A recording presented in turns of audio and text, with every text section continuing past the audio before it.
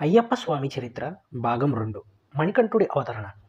మహిషిని సంహరించడానికి హరిహరసుతుడిగా జన్మించిన ఆ దివ్యబాలుడు తన లీలను కొనసాగించడానికి భూమిపై అవతరించాడు. కేరళలోని పందల రాజ్యాన్ని పరిపాలిస్తున్న రాజశేఖర మహారాజు మరియు ఆయన భార్యకు సంతానం లేకపోవడంతో వారి భక్తికి మెచ్చి ధర్మశాస్త్ర వారికి పుత్రుడిగా జన్మించాలని నిశ్చయించుకున్నాడు.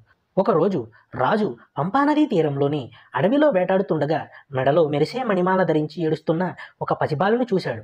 శివుడి ఆదేశం మేరకు రాజు ఆ బాలుడిని రాజభవనానికి తీసుకొచ్చి మెడలో మణిమాల ఉంది కాబట్టి అతనికి మణికంఠుడు అని పేరు పెట్టాడు.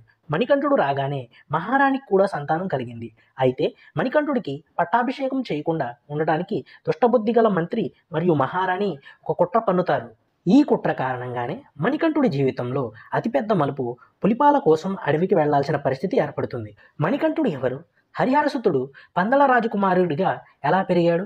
పులిపాల రహస్యం ఏమిటి? తెలుసుకోవాలంటే వీడియో చూడండి. తరువాయి భాగం త్వరలో వస్తుంది. ఛానల్ సబ్స్క్రైబ్ చేసుకోండి.